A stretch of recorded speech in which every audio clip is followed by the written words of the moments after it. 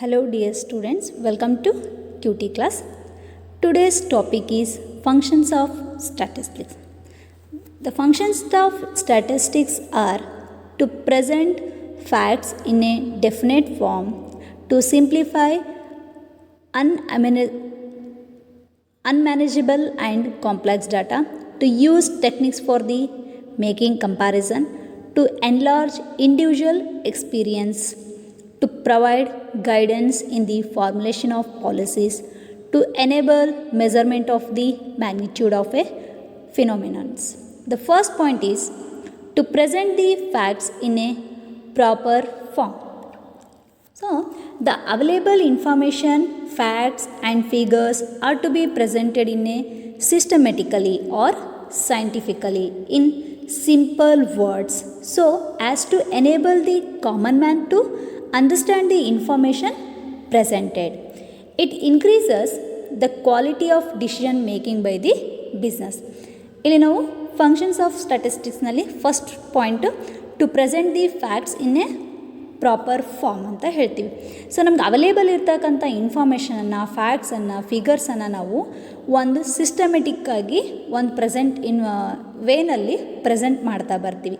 ಈ ರೀತಿ ನಾವು ಪ್ರೆಸೆಂಟ್ ಮಾಡ್ತಕ್ಕಂಥದ್ದು ಮತ್ತು ಸಿಂಪಲ್ ವರ್ಡಲ್ಲಿ ನಾವು ಆ ಒಂದು ಫ್ಯಾಕ್ಟ್ಸ್ ಆ್ಯಂಡ್ ಫಿಗರ್ಸನ್ನು ಪ್ರೆಸೆಂಟ್ ಮಾಡೋದ್ರಿಂದ ಒಬ್ಬ ಕಾಮನ್ ಮ್ಯಾನ್ಗೂ ಕೂಡ ನಾವು ಈ ಇನ್ಫಾರ್ಮೇಷನ್ ಈಸಿಯಾಗಿ ಅಂಡರ್ಸ್ಟ್ಯಾಂಡ್ ಮಾಡಿಸ್ಬೋದು. ಜೊತೆಗೆ ಈ ರೀತಿಯಾಗಿ ನಾವು ಸಿಂಪ್ಲಿಫೈ ಮಾಡಿ ಇನ್ಫಾರ್ಮೇಷನ್ನ ಕೊಡೋದ್ರಿಂದ ಬಿಸ್ನೆಸ್ನಲ್ಲಿ ಒಳ್ಳೆ ಕ್ವಾಲಿಟಿ ಆಫ್ ಡಿಸಿಷನ್ನ ತೊಗೊಳೋದಕ್ಕೂ ಕೂಡ ಹೆಲ್ಪ್ ಆಗ್ತಾ ಹೋಗುತ್ತೆ. The second function is to help for classification of data. So, the available information needs to be classified and tabulated for its effective analysis. It gives us the rich meaning for taking decisions by the business. So, ಇಲ್ಲಿ ನಮಗೆ statistics ಅಂತಕ್ಕಂಥದ್ದು classification ಮಾಡೋದಕ್ಕೂ ಕೂಡ help ಆಗಿರುತ್ತೆ. ನಮ್ಗೆ available ಇರ್ತಕ್ಕಂಥ ಇನ್ಫಾರ್ಮೇಷನನ್ನು tabulation ಫಾರ್ಮಲ್ಲಾಗಿರ್ಬೋದು ಅಥವಾ different ವೇಸ್ನಲ್ಲಿ ಏನು ಮಾಡ್ತಾ ಬರ್ತೀವಿ, ನಾವು ಅನಲೈಸ್ ಮಾಡಿ ಕ್ಲಾಸಿಫೈ ಮಾಡ್ತಾ ಬರ್ತೀವಿ. ಇದರಿಂದ ನಮಗೆ ಒಂದು ಡಿಸಿಷನ್ ತೊಗೊಳ್ಳೋದಕ್ಕೆ ಮತ್ತು ಈಸಿಯಾಗಿ ನಾವು ಇನ್ಫಾರ್ಮೇಷನನ್ನು ತಿಳ್ಕೊಳ್ಳೋದಕ್ಕೆ ಹೆಲ್ಪ್ ಆಗ್ತಾ ಹೋಗುತ್ತೆ. For example, the population census provides huge information about male, female, literate, illiterate ratio, rural and urban etcetera. ಈಗ ನಾವು ಒಂದು ಪಾಪ್ಯುಲೇಷನ್ ಸೆನ್ಸಸನ್ನು ನೋಡಿದಾಗ ಅದರಲ್ಲಿ ಸಾಕಷ್ಟು ಇನ್ಫಾರ್ಮೇಷನ್ ಇರುತ್ತೆ. ಅದನ್ನು ನಾವು ಸ್ಟ್ಯಾಟಿಸ್ಟಿಕಲ್ಲಿ ಪ್ರೆಸೆಂಟ್ ಮಾಡೋಕ್ಕೆ ಹೋದಾಗ, ಕ್ಲಾಸಿಫೈ ಮಾಡೋಕ್ಕೆ ಹೋದಾಗ ಈಗ ನಮಗೆ ಜೆಂಡರ್ ವೈಸು ಮೇಲ್, ಫೀಮೇಲ್ ಆಗಿರ್ಬೋದು, ಅದೇ ರೀತಿಯಾಗಿ ಲಿಟ್ರೇಟರ್, ಇಲ್ಲಿಟ್ರೇಟರ್ ಆಗಿರ್ಬೋದು, ರೂರಲ್ ಮತ್ತು ಅರ್ಬನ್ ಏರಿಯಾ ಆಗಿರ್ಬೋದು, ಈ ರೀತಿಯಾಗಿ ನಾವು ಹ್ಯೂಗ್ ಅಮೌಂಟ್ ಆಫ್ ಇನ್ಫಾರ್ಮೇಷನನ್ನು, ಡಾಟಾವನ್ನು ಈ ರೀತಿಯಾಗಿ ನಾವು ಕ್ಲಾಸಿಫೈ ಮಾಡ್ತಾ ಬರ್ತೀವಿ, ಸಿಂಪ್ಲಿಫೈ ಮಾಡ್ತಾ ಬರ್ತೀವಿ. ಈ ರೀತಿ ಸಿಂಪ್ಲಿಫೈ ಮಾಡಿದಾಗ ಅದನ್ನು ಓದೋರಿಗೂ ಕೂಡ ಈಸಿಯಾಗಿ ಅರ್ಥ ಆಗ್ತಾ ಹೋಗುತ್ತೆ. The next function is to provide a technique for making comparison.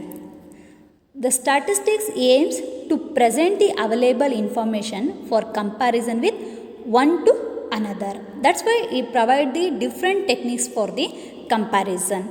ಇಲ್ಲಿ ಸ್ಟ್ಯಾಟಿಸ್ಟಿಕ್ಸಿನ ಮೇನ್ ಏಮೇ ಕಂಪ್ಯಾರಿಸನ್ ಮಾಡ್ತಕ್ಕಂಥದ್ದು, ಒಂದರಿಂದ ಮತ್ತೊಂದು ವ್ಯಾಲ್ಯೂಗೆ ಕಂಪ್ಯಾರಿಸನ್ ಮಾಡ್ತಕ್ಕಂಥದ್ದು, ಅವೈಲೇಬಲ್ ಇನ್ಫಾರ್ಮೇಷನನ್ನು ಒಂದು ಮತ್ತೊಂದಕ್ಕೆ ಕಂಪ್ಯಾರಿಸನ್ ಮಾಡ್ತಕ್ಕಂಥದ್ದಾಗಿರುತ್ತೆ. ಇದಕ್ಕಾಗಿಯೇ ಅದು ಸಾಕಷ್ಟು ಟೆಕ್ನಿಕ್ಸನ್ನು ಕೂಡ ಪ್ರೊವೈಡ್ ಮಾಡ್ತಾ ಬರುತ್ತೆ. ಬೇರೆ ಬೇರೆ ರೀತಿಯ ಟೆಕ್ನಿಕ್ಸ್ ಬೇಸ್ ಮೇಲೆ ಕೂಡ ನಾವು ಇನ್ಫಾರ್ಮೇಷನನ್ನು ಕಂಪ್ಯಾರಿಸನ್ ಮಾಡಿ ಡಿಸಿಷನ್ ತೊಗೊಳೋದಕ್ಕೂ ಕೂಡ ಹೆಲ್ಪ್ ಆಗ್ತಾ ಹೋಗುತ್ತೆ. The next one is to study the relationship between different periods but related parts. The progress of a business or any organization can be recognized only by comparing the statistics for different periods or for two periods under the services. The statistics information, it helps to the studying relationship between the different periods. For example, the profit of a company over the past 5 years. So ನಮಗೆ ಈ statistics ಅಂತಕ್ಕಂಥದ್ದು different ಪೀರಿಯಡ್ಸಲ್ಲಿರ್ತಕ್ಕಂಥ ಒಂದೇ ವ್ಯಾಲ್ಯೂವಿನ different ಪೀರಿಯಡ್ಸಲ್ಲಿ ಆಗಿರ್ತಕ್ಕಂಥ ಚೇಂಜಸನ್ನು ಮತ್ತು ಅಲ್ಲಿ different ಪೀರಿಯಡ್ಸಲ್ಲಿರ್ತಕ್ಕಂಥ ರಿಲೇಷನ್ಶಿಪ್ಪನ್ನು study ಮಾಡೋದಕ್ಕೆ, ತಿಳ್ಕೊಳ್ಳೋದಕ್ಕೆ ಕೂಡ ಹೆಲ್ಪ್ ಆಗ್ತಾ ಹೋಗುತ್ತೆ. ಫಾರ್ ಎಕ್ಸಾಂಪಲು, ಒಂದು ಕಂಪನಿಗೆ ಸಂಬಂಧಪಟ್ಟಿರ್ತಕ್ಕಂಥ ಪ್ರಾಫಿಟ್ ವ್ಯಾಲ್ಯೂವನ್ನು ನಾವು ನೋಡ್ತಾ ಹೋದರೆ ಅದನ್ನು ಲಾಸ್ಟ್ 5 ಇಯರ್ಸ್ ಅಥವಾ ಹಿಂದಿನ 5 ವರ್ಷದಲ್ಲಿ ನಾವು ನೋಡ್ತಾ ಹೋದರೆ ಫಸ್ಟ್ ವರ್ಷ ಯಾವ ರೀತಿಯಾಗಿತ್ತು, ಸೆಕೆಂಡ್ ವರ್ಷ ಎಷ್ಟಿದೆ, ಥರ್ಡ್ ಇಯರ್ ಏನಿದೆ, ಸೊ ಇನ್ಕ್ರೀಸಿಂಗ್ ಇದೆನಾ ಡಿಕ್ರೀಸಿಂಗ್ ಇದೆನಾ, ಈ ರೀತಿಯಾಗಿ ನಾವು ಆ ಒಂದೇ ರಿಲೇಟೆಡ್ ಇನ್ಫಾರ್ಮೇಷನ್ನ ಬೇರೆ ಬೇರೆ ಪೀರಿಯಡ್ಸಲ್ಲಿ ಏನಾಗಿದೆ ಅಂತ ತಿಳ್ಕೊಳ್ಳೋದಕ್ಕೆ ಅದ್ರ ಬಗ್ಗೆ ಇನ್ಫಾರ್ಮೇಷನ್ನ ಕಲೆಕ್ಟ್ ಮಾಡೋದಕ್ಕೂ ಕೂಡ ಹೆಲ್ಪ್ ಆಗ್ತಾ ಹೋಗುತ್ತೆ. The last function is to simplify the complex data and make them easily understandable. Statistics make the complicated facts and figures to simplest information by using statistical table, diagrams or graphs and pictures. So the simplified information should be understandable to a common man also. So the statistics, the main function is simplify the information. Complicated facts and figures simplifies by the using of different techniques, different methods or different diagrams and etc. So ಇಲ್ಲಿ ಸ್ಟ್ಯಾಟಿಸ್ಟಿಕ್ಸಿನ ಮತ್ತೊಂದು function ಅಂತಂದರೆ complicated ಆಗಿರ್ತಕ್ಕಂಥ ಇನ್ಫಾರ್ಮೇಷನನ್ನು simplify ಆಗಿ convert ಮಾಡ್ತಕ್ಕಂಥದ್ದು. ಅದನ್ನು graph ಮುಖಾಂತರ ಆಗಿರ್ಬೋದು, pi chart ಮುಖಾಂತರ ಆಗಿರ್ಬೋದು, ಬಾರ್ ಡೈಗ್ರಾಮ್ಸ್ ಮುಖಾಂತರ ಆಗಿರ್ಬೋದು, ಅಥವಾ ಬೇರೆ ಬೇರೆ ಟೆಕ್ನಿಕ್ಸ್ ಮುಖಾಂತರವಾಗಿ ಸಿಂಪ್ಲಿಫೈ ಮಾಡ್ತಕ್ಕಂಥದ್ದು. ಈ ರೀತಿಯಾಗಿ ಸಿಂಪ್ಲಿಫಿಕೇಷನ್ ಮಾಡಿರ್ತಕ್ಕಂಥ ಇನ್ಫಾರ್ಮೇಷನ್ನು ಈಸಿಯಾಗಿ ಒಬ್ಬ ಕಾಮನ್ ಮ್ಯಾನ್ಗೂ ಕೂಡ ಹೆಲ್ಪ್ ಆಗ್ತಾ ಹೋಗುತ್ತೆ.